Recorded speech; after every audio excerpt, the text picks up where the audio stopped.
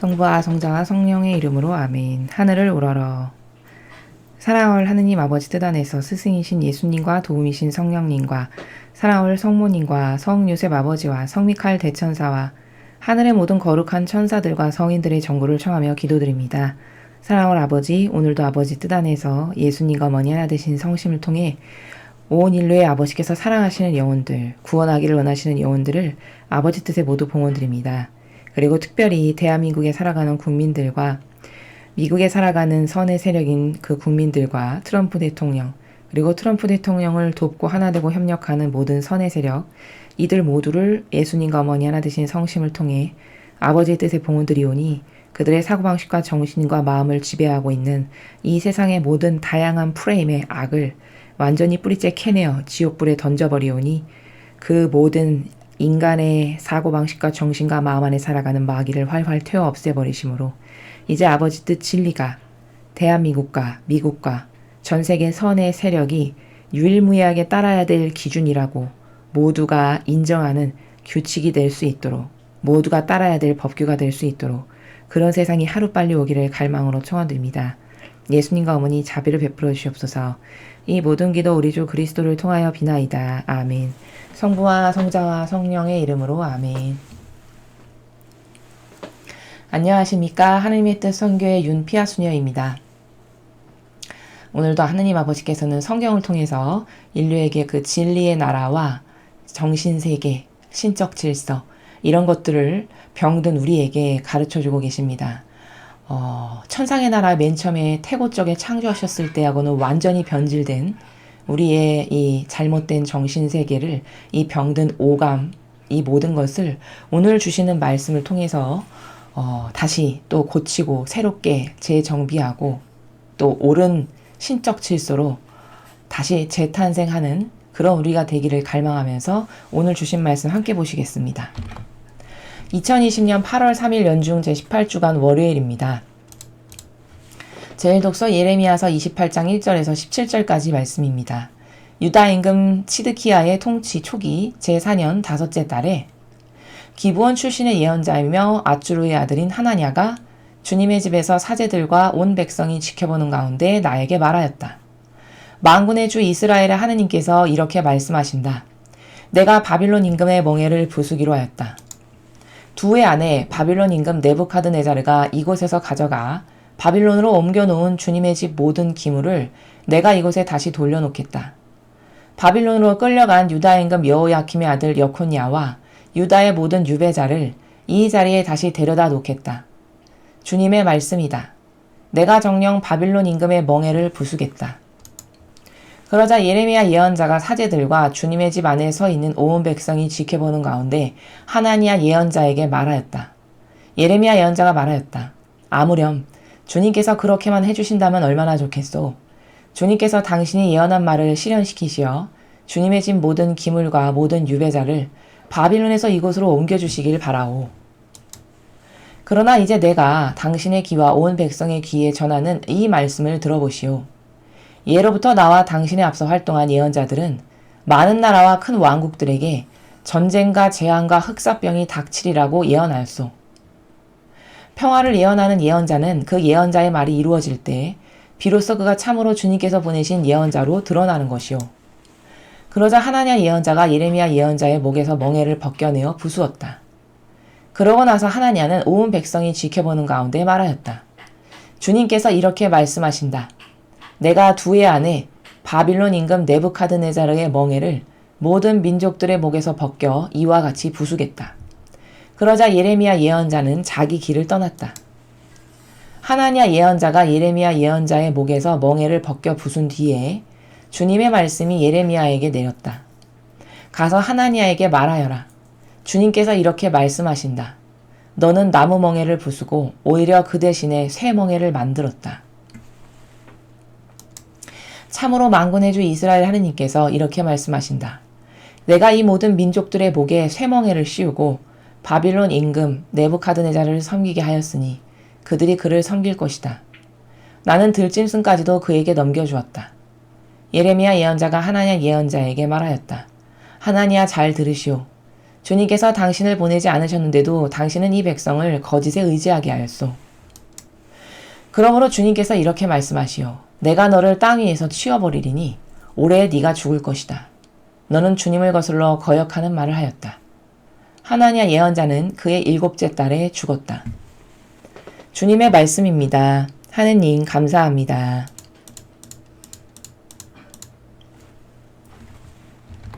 자, 오늘 여러분께서 지금 함께 읽으신 예레미야서를 보면은 거짓 예언자가 어떻게 패망하는지에 대해서 우리는 확인할 수 있습니다. 지금 이 하나냐라고 하는 예언자가 앞으로 이 유다 왕국이 바빌론의 속국에서 풀어날 거고 좋아질 거고 뭐 이런 이야기를 하느님으로부터 들은 예언인 것처럼 이야기하고 있습니다. 그런데 예레미야 예언자가 예언한 것과 정반대의 나라에서 예언을 하고 있죠. 그런데 그 예언이 틀렸다는 것을 하느님 아버지께서 예레미야 예언자를 통해서 입증하신 뒤에 그 징표로서 그 하나냐 예언자를 죽여버리십니다. 거짓 예언자의 말로는 바로 이와 같습니다. 하느님이 말씀하신 것, 예수님과 어머니의 정신과 가르침과 모범과 카리스마의 세계에서 그 두 분의 정신세계에서 완전히 용해돼서 듣지 않은 어떤 이타의 자기 것이 끼어들어간 상태에서 무엇을 듣는 것은 참으로 위험한 것입니다. 우리는 이 똑같은 악에게 휘둘려서 무엇을 들음으로써 악이 한 영혼을 마음대로 쥐락펴락하며 가지고 노는 것을 성경의 다른 많은 부분에서 확인할 수 있습니다. 이를테면 아주 가까운 예로는 여러분 무당 다 아실 겁니다. 무당이 뭐 어떤 신을 받았네 하면서 이상하고 특이한 춤과 막 방울을 흔들면서 예언을 하고 특이한 말을 합니다. 자, 그때 그 영혼의 상태, 바로 그게 오늘 여기 하나냐 예언자의 영혼의 상태와 거의 비슷한 겁니다. 그러니까 이 하나냐 예언자는 무엇을 듣지 않았는데 자기가 지어내서 지은 말로 하는 것이 아니라 사실 듣기는 들었죠. 근데 그 들은 것이 마귀도 영이기 때문에 천사가 하는 것과 비슷한 것을 다 흉내낼 수 있습니다. 그러니까 그 악이 하나냐 예언자의 영혼에 와서 안에다 속삭이고 어떤 의견을 불어넣어 주는 것을 지금 거침없이 이야기하는 상태. 그래서 마치 무당이 접신했네 하면서 어떤 이상한 목소리 변조까지 오면서 하는 바로 그런 세계. 그것과 비슷한 것이다 라는 것을 확인할 수 있습니다. 또 구약에 이런 이상한 영에 휩싸이고 종이 되어서 그런 도구를 하는 것을 우리 많이 볼 수 있는데 아하 왕 시절에 그때 아하 왕의 부인이 이자벨이었는데 그 이자벨은 바알 신을 모시는 여자였습니다. 그래서 자기 밑에 바알 신을 모시는 사제를 수백 명 거느리고 두었던 여자였죠. 그 시절에 하느님의 일꾼이라고는 딱 한 사람, 엘리야 한 사람 남았었습니다. 그래서 엘리야가 어느 날 온 국민이 모여있는 가운데 이건 도저히 안 되겠으니까 자 그럼 너희 신이 진짜인지 내가 모시는 하느님이 진짜인지 우리 한번 내기를 해보자. 라고 해서 제안을 합니다. 나는 혼자고 너희는 수백 명이지 수백 명 다 몰려오너라. 그래서 너는 너희 신을 부르고 나는 나의 신인 하느님을 부르겠다.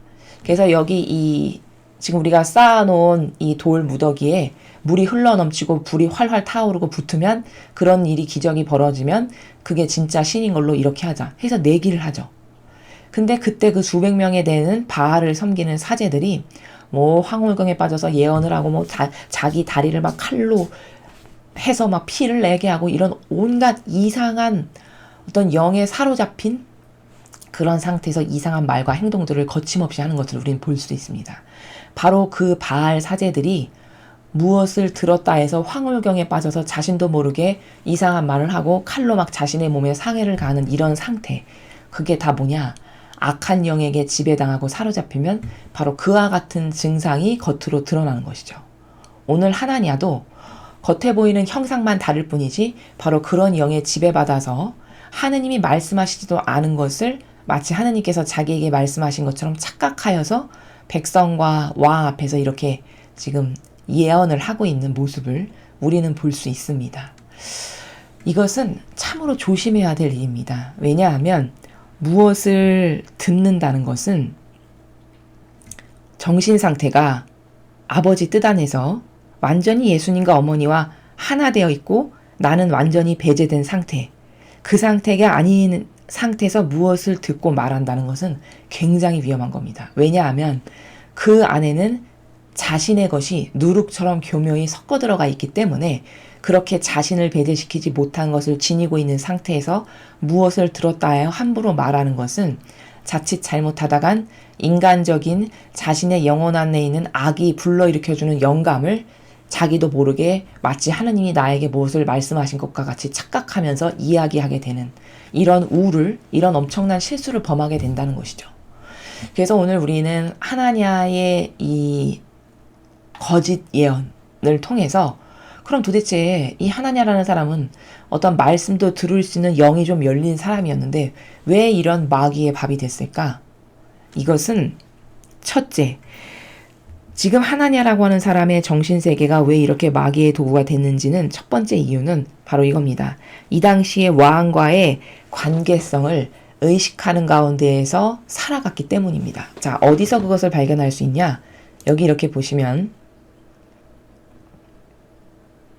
4절에 바빌론으로 끌려간 유다 임금 여호야킴의 아들 여코니아와 유다의 모든 유배자를 이 자리에 다시 데려다 놓겠다. 주님이 이렇게 말씀하셨다는 거죠. 내가 정녕 바빌론 임금의 멍에를 부수겠다. 자, 이런 어떤 다시 회복할 거고 왕이 돌아올 거고 이런 이야기를 하는 것은 왕과의 좋은 관계성 혹은 왕과의 친밀한 관계성을 가져야 되겠다라는 어떤 일말의 작은 의지가 이 아직 자아 안에 살아있기 때문에 그 왕 권세를 의식하는 가운데 살았기 때문에 이렇게 왕이 다시 돌아올 거고 회복할 거고 이런 말을 하는 행간의 나라를 통해서 우리는 이 하나냐가 자기와 이득이 되는 세력을 완전히 배제시키지 못한 나라에서 살다 보니 이런 거짓 예언을 하게 되었구나. 자, 상대적으로 예레미야 예언자를 보시죠.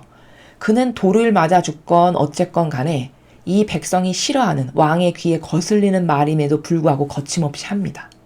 그게 뭘까? 그게 자신의 안위를 돌보지 않고 자기를 완전히 배제시킨 상태에서 아버지의 뜻을 단순히 전하는 순수한 도구라는 것이 바로 그런 부분에서 드러나는 겁니다. 이렇게 하느님을 의식하지 인간을 의식하거나 어떤 사람에게 내가 이 말을 하면 저 사람이 싫어할 텐데 내가 이 말을 하면 내가 박해를 받을 텐데 라고 하는 어떤 그런 행간의 나라, 그게 전혀 없으니까 예레미야 예언자는 무슨 말을 할 때마다 백성들이 저건 죽여버려야 된다고 이렇게 박해하고 핍박하죠. 감히 우리를 실로가 되게 한다라고 하고 저 사람이 여기가 망할 거라고 저렇게 예언하고 있다 이렇게 하면서 반감을 사게 하는 말을 거침없이 하죠. 그럼 이 하나의 행간을 보더라도 예레미야 예언자는 자신을 돌보는 나라가 없었고 순전히 아버지의 뜻이 공정과 정의 가운데 무엇을 말씀하시면 자기에게 그게 아무리 해악이 돼도 정직하게 말하는 진짜 충직한 하느님의 일꾼이었구나 라는 것을 바로 이런 행간에서도 하나냐와 대조적으로 발견할 수가 있죠. 자, 두 번째, 하나냐는 왜 이렇게 마귀밥이 되었을까? 두 번째는 자신을 완전히 배제시키지 않았기 때문에 이런 왕도 의식하고 주변 사람도 의식하고 백성도 의식하고 이런 잔재가, 이런 끄트머리의 마음의 그림자가 이 자아 안에 있었기 때문에 이렇게 그들에게 듣기 좋은 같은 예언이지만 이 나라가 다시 잘 될 거고 다시 번영할 거고 평화로워질 거고 이런 나라에서 이런 행간에서 예언을 하는 것을 보면 이 사람은 인간적인 것을 의식하는 나라 가운데 살고 있구나 라는 것을 우리가 확인할 수 있다는 겁니다. 특히 이런 어떤 마귀의 도구가 되기에 딱 좋은 사람은 어떤 성향을 갖고 있는 사람들이 그 타깃이 되기 좋으냐면 자만과 교만, 즉 자기 자신에 대해서 관대하고 내가 가지고 있는 것에 대해서 자만과 교만의 속성을 가지고 있는 사람은 이렇게 마귀의 도구가 되기 딱 좋다라는 것입니다. 이를테면 이런 마음이죠. 나는 그래도 하느님한테서 뭘 좀 듣는 사람이야. 이런 마음의 의중을 가지고 있으면 어떻게 될까요? 그게 자만이 되겠죠. 그 자만을 남은 모르겠지만 내 마음의 깊은 곳 안에 작은 아주 쬐끄만 의중으로라도 가지고 있으면 언제든지 그것이 마귀의 통로가 됩니다. 그래서 나는 그래도 하나님과 통교할 줄 아는 사람이고 뭘 좀 들을 줄 아는 사람이야 라고 하는 그 자신의 자만을 타고 악이 이렇게 언제든지 역사할 수 있는 이런 계제가 되는 것이 자만과 교만을 마음 안에 갖고 있는 사람은 이런 마귀의 도구가 되기 참 쉽다. 매우 조심스럽고 엄청 위험한 것이다 라는 것을 우리가 알 수 있습니다. 그래서 하나님가 이렇게 좋게 여긴 다 잘 될 거고 뭐 다시 돌아올 거고 이런 이야기를 하니까 예레미야 예언자가 이렇게 얘기하잖아요. 아무렴 주님께서 그렇게 해주신다면 얼마나 좋겠소. 자기도 인간적으로는 바라는 거예요. 그렇겠죠. 민족이 멸망하는 걸 원할 사람이 누가 있겠습니까? 자신도 인간적인 그 마음과 생각의 나라에서는 그렇게만 하느님께서 해주신다면 정말 기쁘겠다. 그치만 아닌 건 아니야. 얘는 얘고 나는 그 나라에서 이야기를 한다. 이런 의중에서 예레미야가 지금 계속 이야기를 하는데 뭐라고 얘기하냐면 9절에 이렇게 이야기합니다. 평화를 예언하는 예언자는 지금 평화를 예언하고 있죠. 하나님가. 그 예언자의 말이 이루어질 때 비로소 그가 참으로 주님께서 보내신 예언자로 드러나는 것이요. 그러니까 평화와 좋은 것만을 이야기하는 사람은 그가 말한 그게 사실적인 열매로 맺어졌을 때만 저 사람이 말한 게 진짜구나 이렇게 확인할 수 있는 것이지 그저 좋은 뇌피셜로 사람의 그 감성과 귀에 향긋하고 듣기 좋은 것만을 가져다가 끌어다가 말하는 이것은 참으로 위험한 논고고 그런 것을 말하는 사람은 사실 마귀의 도구가 되기 참 좋은 속성을 가지고 있는 비참한 것이다 라는 것입니다. 그래서 이제 이 거짓 예언을 하는 하나니아에게 하느님 아버지께서 예레미야 예언자를 통해서 너가 가서 전하거라 하셔서 말씀을 주시죠. 그러면서 뭐라고 말씀하셨죠? 참으로 무섭습니다. 주님께서 당신을 보내지 않으셨는데도 당신은 이 백성을 거짓에 의지하게 하였어. 아주 귀에 듣기 좋고 달콤하고 정서상 아주 편안하고 안락한 사람들이 좋아할 만한 것을 그들의 기호와 취향을 저격해서 평화주의인 것처럼 그런 평화가 이스라엘에 올 것처럼 그렇게 이야기를 하고 있죠 지금. 그런데 그것은 다 거짓이라는 거죠. 그래서 하나님께서 어떻게 응징하시냐 거짓 예언자를 올해 네가 죽을 것이다. 너는 주님을 거슬러 거역하는 말을 했다. 이렇게 이야기하십니다. 근데 정말 무서운 거는 그의 7째 달에 진짜 죽었죠. 거짓 예언자의 말로는 어떤 것인가? 바로 이런 겁니다.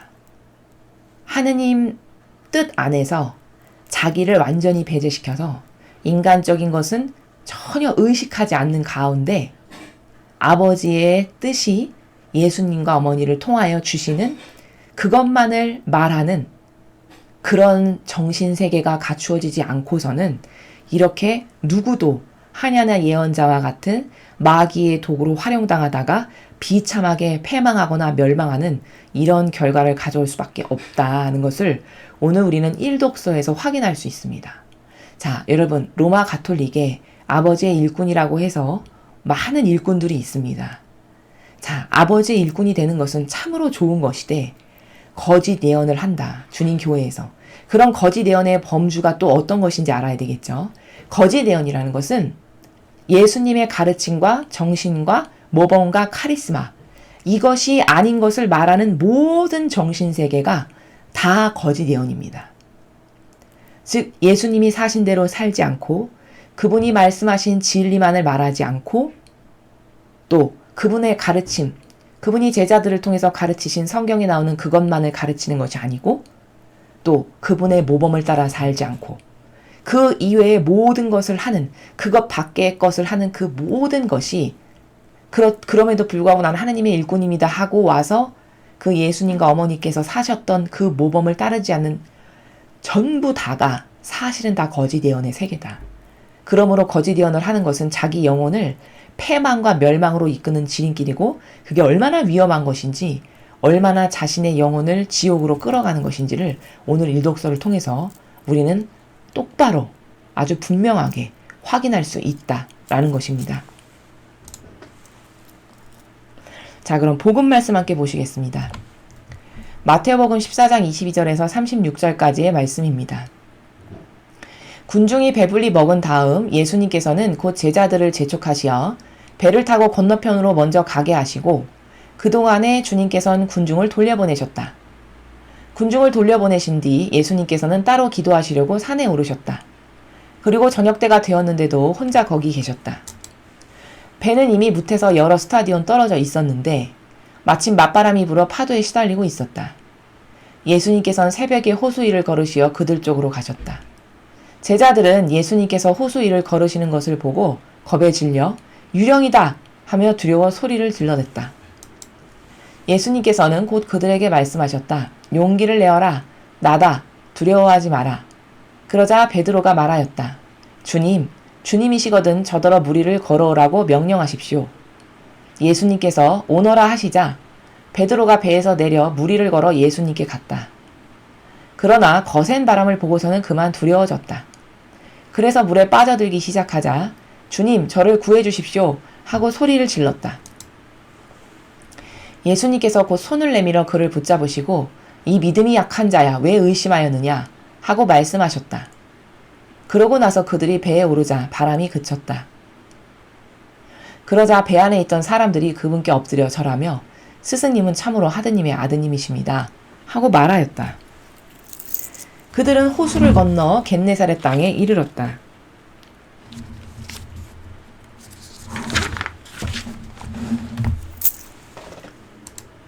그러자 그곳 사람들이 그분을 알아보고 그 주변 모든 지방으로 사람들을 보내어 병든 이들을 모두 그분께 데려왔다. 그리고 그 옷자락 술에 그들이 손이라도 대게 해주십사고 청하였다. 과연 그것에 손을 댄 사람마다 구원을 받았다. 주님의 말씀입니다. 그리스도님 찬미합니다. 자, 여러분께서 지금 읽으신 마테오 복음은 우리가 여기서 무엇을 발견할 수 있냐면 제자들이 어떤 훈련을 받았는가라는 것을 보아야 합니다. 즉 하느님의 일꾼은 어떤 것으로 무장이 되어야 되는가, 정신세계가 이것을 살펴볼 수 있습니다. 자, 지금 상황이 어떤 것이냐면 5,000명의 군중을 먹이신 기적사건 바로 다음의 내용이에요. 그래서 5,000명의 군중을 먹이시고 나서 예수님께서는 그들을 일일이 다 돌려보내시고 이제 제자들도 수고했다라고 하시면서 배를 타고 저 건너편 이쪽 건너편 저쪽으로 가서 먼저 그것을 먹고 좀 쉬어라 이렇게 이야기하시고 군중을 다 돌려보내셨어요. 그리고서는 그 일을 다 하시고 나서는 자신은 또 어떻게 하셨냐? 또 이제 산에 가서 따로 기도를 하셨어요. 몇 시간대 기도를 하시고는 기도를 다 마치시고 나서는 저녁 때가 되어서야 이제 새벽녘 어스름뿐이 되어서야 제자들이 노젓고 있는 그 배 그쪽으로 이제 다가가시기 시작하십니다. 여기서 우리가 볼 수 있는 것은 제자들이 예수님께서 이 배를 타고 저쪽 건너편에 가서 거기서 쉬고 뭘 먹고 좀 이렇게 해라 했는데 예수님이 오시기까지 몇 시간이 지났잖아요. 그런데도 그대로 순종으로 그 배 안에 앉아가지고 노지를 하고 있었다라는 거죠. 근데 이제 마침 맞바람이 불어가지고 그 배가 막 파도에 시달리고 있는 이런 상태였어요. 자, 첫 번째 여기서 우리가 알 수 있는 건 뭐냐? 예수님이 제자들을 기르실 때, 훈육하실 때, 양육하실 때 쓰셨던 훈련의 첫 번째가 뭔가 오늘 본 것을 보면 순종하는 것을 가르치십니다. 어떤 상황에서건 이유를 불문하고 시키면 시키는 대로 그대로 예와 아니오의 두 가지의 행간만을 따르면서 순종하는 세계. 바로 그것을 우리는 배에 노를 저으면서 저쪽에 가서 있어라 하니까 예수님이 오시는 그 새벽녘까지도 그 배에 앉아가지고 파도에 막 시달리고 있으니까 노를 저을 만큼 그때까지도 시키는 대로 가만히 하고 있었던 이 순종의 정신부터 가르치시는 것을 확인할 수 있죠. 왜 그럴까? 여러분, 순종이 왜 중요할까요? 순종은 인간의 이상한 기운을 다 꺾어버립니다. 그래서 처음에 수도에 입회하면 가장 먼저 가르침을 받고 훈련받는 것이 순종입니다. 그 어떤 경우에도 자신이 가장 억울한 상황이 닥친다 하더라도 자신의 것을 드러내지 않고 자신의 말이 인간적으로 아무리 맞다 해도 아니요, 예, 두 가지만 하고 변명은 일치하지 않는 나라. 이 순종을 가르치셨음을 우리는 볼 수 있죠. 왜 그럴까요? 인간은요, 이 아담과 하와가 그 선악과를 딴 자기 의지대로 딴 그 순간부터 어떤 마귀가 사고방식 안에 들어갔냐면 변명하고 이유되는, 왜 땄냐라고 하느님께서 물어보셨잖아요. 근데 그 두 명 다 순종으로 죄송합니다, 잘못했습니다, 이렇게 단답형으로 말한 사람이 아담과 하와 중에 아무도 없었습니다. 둘 다 이유를 대요. 변명을 하고. 이게 뭘까? 마귀가 침투해서 그들의 사고방식 안에 심은 첫 번째 해악이 뭐냐? 변명하고 이유다는 세계. 이게 그 아담과 하와가 악으로 변질됐구나라는 것을 우리가 첫 번째로 확인할 수 있는 세계가 이겁니다. 자, 그러면 그것을 꺾어버리고 없애버리고 다시 그 천상의 나라로 회귀시키려면 이 변명하고 이유다는 세계부터 꺾어버리고 없애버려야 되겠죠. 그래서 순종의 정신을 가르치시는 겁니다.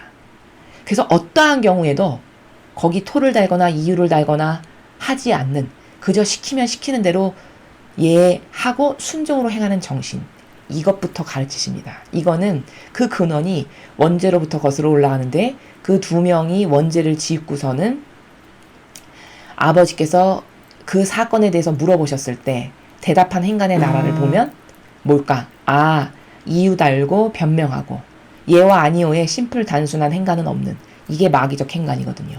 이것부터 없애버리시는 작업을 하시는 겁니다. 자, 그럼 여러분, 세상에 수많은 사람이 변명과 이유 안다는 사람 단 한 명도 없습니다. 이게 다 뭘까? 이게 마귀적 행간이라는 겁니다. 군인을 훌륭하다라고 보는 여러 가지 속성 중에 하나가 뭐냐? 상하, 명령, 복종, 불복종, 이 체계가 바로 잘 가다듬은 예수님과 제자들 사이에 예와 아니오만을 수행하는 정신세계, 이게 이 세상에서 어디에 그런 세계가 있나? 조금 닮은 세계가 군대에서 그 상부가 명령하는 것에 아무리 불합리하고 아무리 억울해도 토달지 않고 예와 아니오만 하는 바로 그 세계, 그게 군인이 가지고 있는 훌륭한 속성 중에 하나입니다. 우리도 이 예 아니면 아니오 두 가지의 나라에서만 대답하라라고 예수님께서 가르쳐 주시는 정신세계는 뭐냐? 이렇게 자기 것으로 무엇을 들이밀고 내미는 이 세계가 얼마나 역겹고, 그리고 사실은 자기 영혼을 죽이는 아담과 하와가 가지고 있는 똑같은 공통적인 죄악인데 인간은 이것을 깨닫지 못하죠. 그래서 그것부터 꺾어버리는, 그 자아부터 꺾어버려서 순종시키시는 그 훈련을 하셨음을 24절에서 볼 수 있죠. 자, 그래서 이제 예수님께서 걸어오시니까 새벽녘에 누가 사람처럼 보이는 사람이 무리를 걸으니 얼마나 놀랬겠습니까? 제자들이 완전 깜짝 놀란 거죠. 소리를 지르고 난리가 난 거예요. 유령이다 하면서. 그랬더니 예수님께서 나다, 두려워하지 마라, 용기를 내라, 이렇게 말씀하십니다. 그러니까 베드로가 예수님인 걸 알았어요. 그래서 주님이 저더러 무리를 걸어오라고 명령해 주십시오. 이래서 예수님께서 그래 오거라 하니까 베드로가 배에서 내려서 무리를 저벅저벅 걸어서 예수님께 가는 이런 기적이 베드로 사도에게 지금 벌어지고 있습니다. 자, 근데 문제는 뭐냐? 30절을 잘 보십시오. 근데 거센 비바람이 몰아쳤다 그랬잖아요. 거센 바람이 베드로 사도 앞에 확 달려드는 것을 이제 본 거예요. 그러니까 어떻게 될까? 베드로 사도의 그 인간적인 인성이 작동을 한 겁니다. 발동을 해서 확 두려워졌어요. 그러니까 어떻게 됐냐? 그 즉시 빠졌죠. 물속에. 그리고서 막 허우적대면서 저를 구해주십시오, 이렇게 이야기를 합니다. 자, 30절에서 발견할 수 있는 건 뭐냐? 이런 겁니다. 여러분, 하나님의 은총이 베드로 사도에게 있었으니까 무리를 걸어가는 것을 할 수 있었죠. 사람의 능력으로? 당연히 불가능합니다. 사람은 무리를 걸어갈 수 있는 능력이 없어요. 근데 지금 무리를 걸어가고 있잖아요.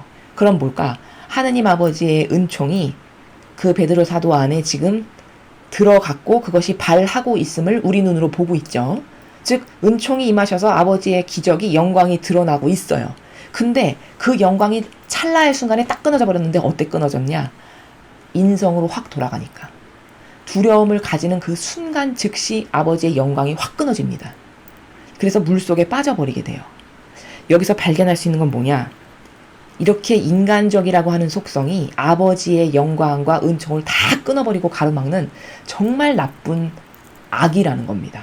근데 사람들은 이것에 대해서 악이라는 생각을 하지 못하죠. 아니 그러면 무서워서 두려움을 갖는 게 그럼 지극히 당연한 본성 아니야? 이렇게 생각할 거예요 아마. 근데 여러분, 그 두려움이라는 것은 사실 사람을 속이는 감성입니다. 감성. 지성이 아니라 감성이에요. 사람의 오감은요, 거의 사람을 다 속이는 데 활용이 당합니다. 건강한 오감은, 아버지께서 축복하신 건강한 오감은 예를 들어 하느님을 찬미하고 예수님과 어머니를 찬미하고 두 분의 업적을 기리고 이런 데에 쓰여질 때만 아버지가 축복하신 오감이 건강하게 쓰여지는 순간입니다. 근데 그 이외에 나머지 모든 순간, 예를 들면 자신과 관련된 것, 특별히 뭐 두려움을 느낀다거나 뭐 무섭다거나 뭐 주저하게 된다거나 놀란다거나 뭐 이런 기타 등등의 모든 것은 다 오감에서, 감정에서 발동하는 거잖아요. 근데 이런 오감이 사실은 다 하느님의 영광을 끊어버리는 즉 아버지의 역사가 못 일어나게 하는 다 악한 속성이고 독성이다 라는 것을 우리는 30절의 이 베드로 사도의 오늘 이 성경을 통해서 확인할 수 있는 것이죠. 그래서 제가 매일 기도드릴 때 저의 인간적인 것을 없애주십시오. 저희의 인간적인 것을 끊어버려 주십시오. 그리고 예수님과 어머니의 속성만을 저에게 주세요. 끊임없이 장꼬대처럼 외치는 건 뭐냐? 이렇게 인간적인 속성에서 올라오는 이 감성이라고 하는 이 병든 기호와 정서에서 나오는 이런 모든 마음들, 이게 대다수가 다 사실은 하느님과 단절시키는 악의 도구로서 쓰여진다는 겁니다. 자, 그 중에 하나인 두려움. 오늘 이 두려움 때문에 베드로 사도가 빠졌는데, 자, 그 두려움이라는 나라를 조금만 더 살펴보면, 자, 여러분 생각해 보세요. 두려움이라는 마음을 확 가지게 되면 어떤 지금 나에게 닥친 상황에서 더 침착하고 잘하게 되나요? 오히려 잘하던 것도 못하게 되나요? 잘하던 것도 못하게 됩니다. 그쵸? 자, 그러면 두려움을 가진다라고 해서 그 상황이 더 좋게 개선이 되나요? 오히려 더 나쁘게 되나요? 더 나쁘게 됩니다. 고로 두려움이라는 것은 사실이 아니고 실체가 아니고 허상인데, 어떤 허상이냐? 내가 잘할 수 있는 것조차도 능력을 반감시키고 저해시키고 끊어버리고 다운되게 하고 이런 악한 영향력만을 나에게 끼치게 하는 나라가 두려움이다. 그건 사실적으로 존재하지도 않는 허상과 망상의 감정이다. 감정. 그 이상한 허상과 망상의 감정에 빠져가지고 인간은 이렇게 하느님의 은총이 베드로 사도에게 임했었는데 확 끊어지게 하는, 바로 이런 게 다 인간의 병든 오감, 인간적이라고 하는 속성이 바로 다 이런 것이다 라는 것을 하나 또 발견할 수 있습니다. 그러니까 예수님께서 이제 그 인간적인 자신의 그 오감 때문에 그것을 따라서 은총이 확 끊어졌잖아요. 그러니까 예수님이 다가오셔서 건지시면서 뭐라고 하셨죠? 이 믿음이 약한 자야, 왜 의심했느냐, 이렇게 말씀하십니다. 그러니까 신뢰와 믿음이라는 것은 참 어렵고도 쉬운 말입니다. 이 신뢰와 믿음이라는 단어를 모르는 사람은 없죠. 못 알아듣는. 근데 그 신뢰와 믿음을 사실적으로 100%짜리로 구현하기라는 것은 굉장히 어려운 것입니다. 왜냐하면 그 신뢰와 믿음은 어떤 경우에 입증이 되냐면 가장 열악할 때, 내 환경과 내 요소와 내가 지금 처한 현실이 가장 열악하고 힘들고 어렵고 좌절과 고통과 절망의 나락에 있을 때, 이때 믿음과 신뢰가 검증되는 순간입니다. 근데 대부분의 사람은 그렇게 좌절과 절망과 낙담과 바닥을 치는 이런 환경 여건에 있을 때 거의 다 절망하거나 자정하거나 포기해버리거나 다운되거나 이렇지, 거기서 굳건한 믿음과 신뢰로 뭐 죽을 테면 죽는 것이지, 전 아버지밖에 없습니다, 아버지 다 맡겨드립니다, 이럴 수 있는 사람은 거의 드물다는 거죠. 그래서 이 믿음이라는 것은, 신뢰라는 것은 처음에 가졌던 마음을 끝까지 변질됨 없이, 아니 오히려 시간이 지나면 지날수록 그 믿음과 신뢰의 강도가 점점 더 고도적이 되고 더 질이 높아지는 이런 게 믿음과 신뢰의 나라인데, 과연 이 세상의 사람들은, 특히 이 로마 가톨릭의 신자분들은 종교 생활을 한다 하지만 하느님께 대한 사실적 믿음과 신뢰가 얼만큼 있는가. 그 사실적 믿음과 신뢰가 없으면 이런 베드로 사도와 같은 일이 나에게도 비일비재하게 발생할 수밖에 없다. 내 믿음과 크기의 순도만큼 아버지는 주실 수 있으니까 라는 것이죠. 베드로 사도가 만약에 이때 마음의 정신세계를 뭐 빠지면 빠지는 거지, 이런 배짱 아니고, 이런 배짱 혹은 나는 이 무리를 걷는 건 지금 내 능력으로 하는 게 아니지, 예수님이 저기 계셔, 나에게 무슨 일이 생기면 건져주실 분이 저기 계셔, 저분만 믿고 굳건히 걸어가면 돼, 어떤 이런 신뢰의 나라를 가지고 있었다면 이런 일이 발생하지 않았겠죠. 그래서 이런 믿음과 신뢰가 인간적인 것 앞에 노출되면 다 질이 떨어진다라는 것, 이것을 또 하나 볼 수 있습니다. 그래서 이 사도들이 오늘 한 것은 순종의 훈련, 그리고 두 번째로 이 두려움, 이 병든 오감을 이겨내고 극복하는 훈련, 이것을 예수님께서 사도들에게 하셨다라는 것을 우리가 확인할 수 있죠. 그럼 지금은 이 사도들이 행했던 이런 훈련보다 더 고도적이고 더 질 높은 것을 수행해야 되는 것이 맞죠. 그리고 그런 정신세계로 무장돼서 이때보다 더 수준 높고 질 높고 고결한 그런 정신세계에서 아버지의 뜻을 행해야 되는 것이 맞죠. 왜? 그 정도로 영적인 것이 발전했으니까요. 근데 과연 지금 아버지의 일을 행한다는 일꾼들이 이런 정신과 이런 훈련을 받는지, 오히려 예전보다 이런 정신과 훈련의 질이 굉장히 낮고 떨어지고, 지금은 오히려 이런 두려움을 극복하거나 혹은 순종하는 훈련을 이렇게 신적인 것에, 예수님의 정신에, 이분의 진리에 순종하는 훈련을 하는 것을 거의 찾아보기가 힘듭니다. 다 그냥 인간적인 이유로 유야무야 하면서 살아가는 것으로 많이 변질이 되었죠. 그래서 오늘 우리는 이 일독서와 복음을 통해서 여러 가지를 배웠는데, 일독서를 통해서는 거짓 예언자의 말로가, 그 최후가 어떻게 되는 것인가, 이 사실적인 거짓 예언자의 말로를 보았고, 거짓 예언이라는 것은 구체적으로 말하면 예수님과 어머니의 정신과 가르침과 모범과 카리스마에 반하는 것을 가르치거나 말하거나 전하거나 행동으로 보이거나, 이 모든 것이 다 거짓 예언을 하는 것이다 라는 것에 대한 확고부동한 관점이 있어야 됩니다. 그리고 이런 거짓 예언자는 어떤 사람이 빠지기 딱 좋으냐, 자만과 교만의 속성을, 그 인간적인 것을 버리지 못한 사람들이 이런 오류에 빠져서 마귀 도구가 되기가 굉장히 취약한 사람들이다 라는 것이고, 복음을 통해서는 제자들을 훈련시키시는데 예수님이 어떤 훈련부터 시키시는가 봤더니, 자아를 죽이는 훈련부터 하시는구나. 그게 첫 번째가 순종하는 것. 어떤 경우에 있어서도 예수님이 말씀하신 것에 그대로 시행하게끔 하시는, 거기 어떤 이유도 핑계도 토도 달지 않고 그저 예와 아니오의 두 개의 행간의 나라에서만 무엇을 행하는 정신을 가르치고 계시구나 라는 것을 볼 수 있고, 두 번째, 인간적이라는 것이 얼마나 나쁘냐, 그 병든 그 오감이 작동하고 발동하면 그 순간 하나님의 은총은 우리에게서 다 끊어져 버리게 되는데, 오늘 베드로 사도를 통해서 그게 뭔지를 확실히 봤죠. 분명히 하나님의 은총이 있을 때는 무리를 걸었단 말이죠. 똑같은 사람인데 수초 만에 물에 빠졌어요. 그럼 여긴 어떤 차이가 있는가? 똑같은 사람인데 그의 정신세계에 무엇을 담느냐, 뭘 따르느냐에 따라서 이렇게 하늘과 땅만큼 달라지는 거거든요. 영혼이라는 것의 반향이.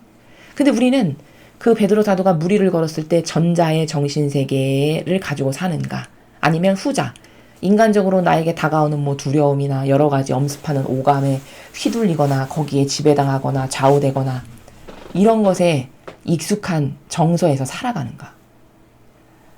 거의 후자의 나라에서 살아가기 때문에 하느님께서 아무리 우리에게 은총을 주시고 싶으셔도 우리가 그 세계를 벗어나서 초월하고 이탈해서 살지 않는가 하면은 그 은총이 나에게 오기가 참 어렵다라는 것을 우리가 오늘 발견할 수 있습니다. 그래서 오늘 독서와 복음을 통해서 깨닫게 해주신 이 관점, 이 나라를 우리의 나라가 되게 해서 우리의 인성을 버리는 게 왜 중요한지, 그렇지 않으면 아버지와의 관계성이 이렇게 아무리 은총을 받고 싶어도 긴밀해질 수도 없고, 그분의 말씀을 들을 수는 더더욱 없고, 영원히 요원해지는 그 관계성으로 살다 그냥 죽는, 그것이 우리의 저주받을 자아와 인성이다 라는 것을 여러분이 꼭 명심하셨으면 좋겠습니다. 이상으로 2020년 8월 3일 연중 제18주간 월요일 복음 해설을 마치겠습니다. 감사합니다.